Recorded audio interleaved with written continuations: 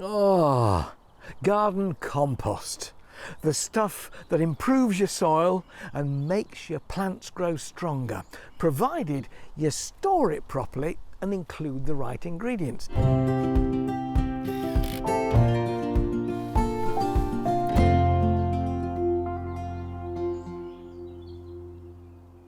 Whatever else you do, do make sure that your compost heap is contained. This is my compost heap. I know it's massive. I've got a big garden, so I've got a big and sturdy heap. It's made from concrete posts with these planks that are dropped in, and as the compost heap grows, so the planks go in to give it really firm sides.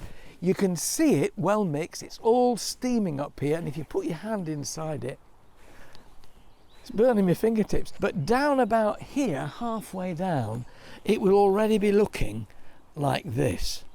And this is free. It's enriching your soil at no cost other than a degree of effort.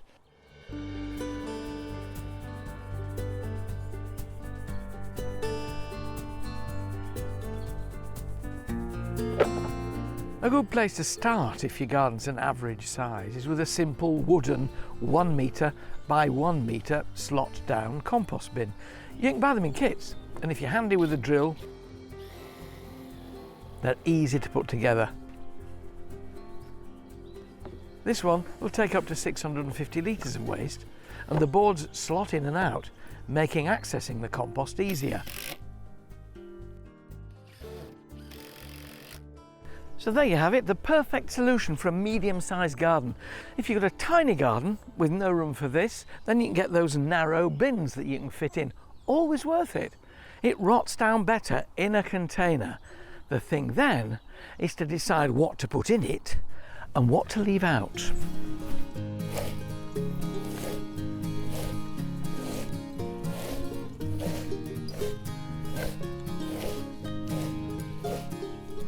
You'll hear all sorts of conflicting advice about your compost heap. What should go in, how much brown, how much green. Just don't worry about that. It's very straightforward. You're going to put into your heap things which will rot. One of the first places to start is the obvious one, the waste that comes from the garden. Things like herbaceous perennials that you've cut down at the end of the summer. This is a hardy geranium in here. It's green, it's sappy, it rots quite easily. Some of these stems are a bit thicker. That's quite good, keeps a bit of air in the heap. So any border perennial that you're chopping down, put that into your heap. Leaves. Now a lot of people rot down leaves separately to make leaf mould. Good idea. You can stick them in a black bin liner. They'll take a couple of years before they get brown and crumbly. Soft leaves, like this from a flowering cherry, they can be mixed in with everything else and they can go in the heap, because that way they're adding a bit of lignin, a bit of the woodiness from the stalks of the leaves. They're variety, and that's important in the heap. It's not a concentration of any one thing, and that particularly applies to grass clippings. Put a mound of grass clippings up and it will turn on its own into greeny brown slime. Mix it with everything else and it's great at heating the heap up. Wood, I wouldn't put wood in on its own because it'll be ages and ages and ages before it rots down. But if you've got a shredder or a chipper and you can feed bits of wood through that, then the wood chippings that go in, they will keep it open. They'll stop it getting too brown and gungy like the grass clippings do, and thicker stems from your perennials will do the same thing. Is there anything in the garden that you shouldn't put on it? Well, for a start, don't put thick-rooted weeds like ground elder, convolvulus and dandelions into your heap. It may not heat up enough to kill them, and you just don't want to be spreading weed growth throughout your garden. Any plant material that's diseased, black spot on roses, black rot on hellebores, don't add those to the heap, because particularly with fungus diseases, they may well keep going and carry over to future years. That's the garden. What about stuff you can use from the house? So from your home office, if you've got a shredder that shreds all those things you don't want anybody else to see, that can go in the compost heap. It will rot down, mixed with everything else. So too will cardboard. You know how a cardboard box goes soggy soon as the rain hits it. Keep your compost heap damp, and this, although it's quite firm when you put it in, will get very soggy, and mixed with everything else, that will rot down too. From the kitchen, Eggshells, crushed. Don't put them in whole like that. Just crunch them all up, and they're valuable roughage. They've got lots of calcium in them. You're adding nutrients to your heap, as you are with coffee grounds, spent ones. These have lots of nitrogen in them. Then there's kitchen waste proper from vegetables, potato peelings. Don't waste them, they'll rot down. Banana skins, as you know from tennis players, they contain lots of phosphates. They give energy. They give energy to your heap too. They can go in. They take a while to rot down and go brown and horrible. Carrot peelings, perfect, just the job. Lettuces, broccoli that you haven't eaten, that's gone off past its sell-by date and wilted. Anything like that that's green is going to add to the nutrition in your heap once it's started to rot. When it comes to household waste that you shouldn't put in, don't put anything in that's been cooked. Bread, no. Meat, no. Why? Because they all attract vermin. In the same way as you don't find eating potato peelings very attractive, but you do like a good roast spud, so does your average rat. So don't put in anything cooked. That's the rule of thumb. I just want to take a moment to say how chuffed I am that 3 million people have now watched my gardening channel. It's my dream to make gardening attractive and understandable to as many people as possible. So if you haven't yet subscribed, click below. There's lots more content to come.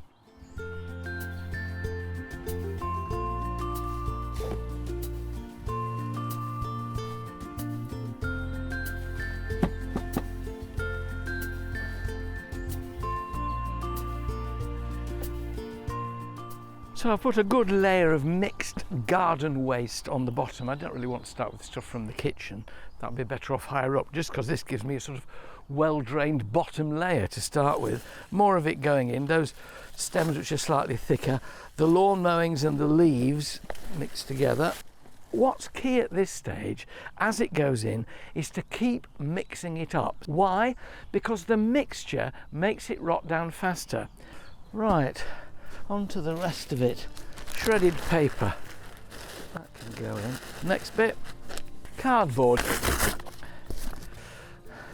I feel a bit like a cook. Teaspoon of this. A few banana peelings. Not very appetising, is it? But it is for your compost heap. And then give it a stir. Now, a lot of people turn their compost heap. If you mix it all together at the start, so it's really all jumbled up, I see no point in bothering turning it. If life's too short to stuff a mushroom, it's too short to turn a compost heap. Some of these things, as they rot, heat up faster than others, and they'll transfer that heat to the ones that are a bit more reluctant and a bit slower. So the mixture is quite key in getting it all heated to a high temperature, which kills off pests. It kills off quite a few diseases, except those fungal spores that I've told you not to put in, and it really gets things moving. The next thing to do, having mixed it, is to trample it, firm it.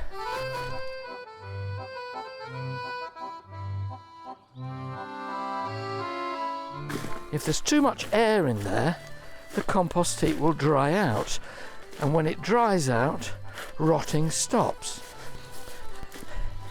For those of you who have worked in the vineyard, this is pretty much like treading grapes. Although the outcome isn't quite so tasty, it's every bit as useful in the garden. What you must also do is to keep it moist. In summer, I turn the hose pipe on my heap every week or so if it starts looking dry, because if it dries out, the rotting stops. And to keep that moisture in, easiest thing to do is to get a bit of old curtain or carpet or whatever. Do check that it's finished within the house before you take it out into the garden to use on your heap. But if you just arrange this over the top like a bit of a shroud, it just, particularly in summer, it'll stop the heap from drying out. But after a year, you can go into the bottom of the heap, which is where the best rotted stuff will be, and this is what I've produced in 12 months. Now that is cracking stuff for enriching your garden soil And the greatest beauty is, apart from the smell, it's absolutely free. Good compost heap, good garden. If your garden is absolutely minute and you haven't got room for a compost heap in any shape or form, buy some kind of soil improver, organic enrichment in bags and work that into your soil. Your soil is improved by bulky organic matter, and that's when plants grow best. If you're looking for gardening tips like this, why not subscribe to my channel? You'll find ways of improving your garden, whatever its size, every week.